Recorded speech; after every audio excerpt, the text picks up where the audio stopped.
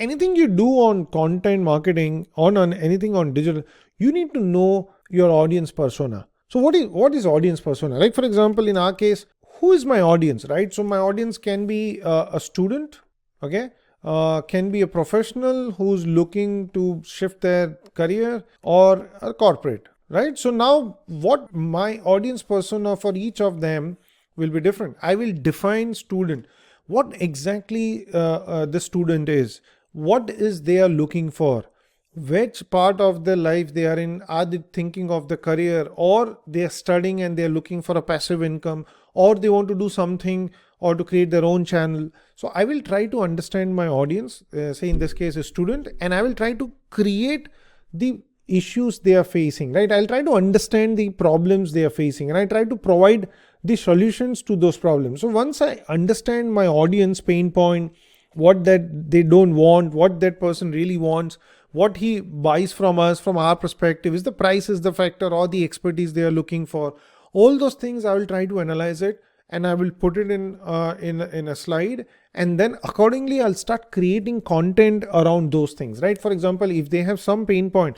like for example, they're not really sure whether what kind of career path they should take, then I will obviously come up across with a video or an article which says 5 different career opportunities in digital marketing. And that's exactly, I will try to talk about it. And in a subtle way, I will obviously talk about my training. So this is the audience persona every brand or a content creator needs to understand for their audience. Try to understand their problems and try to provide solutions related, and try to create values related to those problems.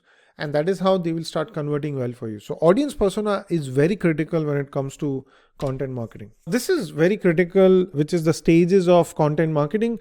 Be it a brand, big, small, or a content creator, you need to follow this stage every time you are coming up with your own content idea, right? So first is the strategy. What is the strategy? What really you want to do with your content? How you want to service your audience? So you need to come up with a clear strategy. Assume a brand decides to come up with a strategy in the form of video, saying that, okay, we're going to communicate with our audience and try to solve the problems through a video strategy. Then in this case, they've identified a video as their strategy.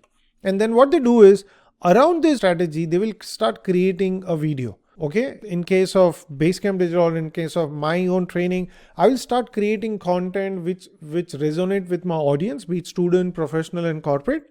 And I will start creating videos around that. I will do webinars, I'll get experts to talk about it, and I'll start creating more and more contents related to video. And once that content is created, it can be even repurposed in the form of post or a carousels or whatever you are interested in, and put it out there on Instagram. And then once that content is created, what I would do is I will distribute across Facebook, I will distribute across Instagram, Twitter, YouTube, and various other platforms, so that more and more people will start knowing about my content, right?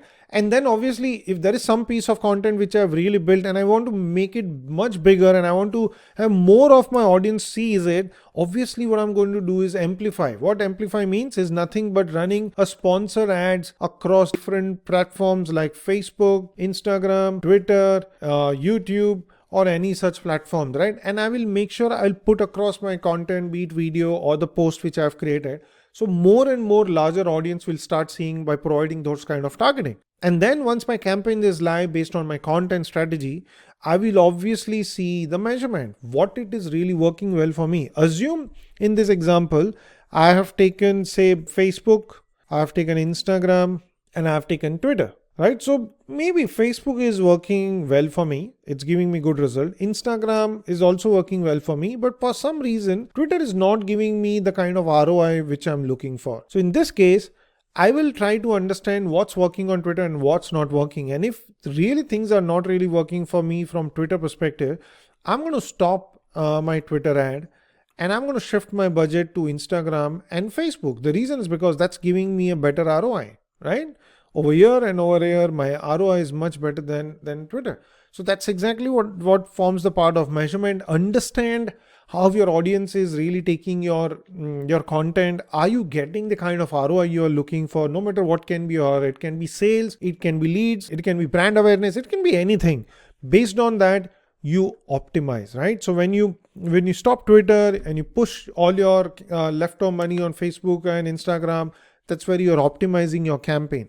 So this stage is something which will be regularly happening, even if you as a brand or you are a content creators, or tomorrow if you plan to come up with your own YouTube channel, you need to have a clear strategy. And for that, you need to have your audience persona. So based on the audience persona, identify who your audience are, identify the problems they are going through, and identify what solution you want to provide to those problems. And that's how they will start converting for you. So this is the stage of content marketing, very critical for all of us to really follow as and when are we planning to come up with some kind of content.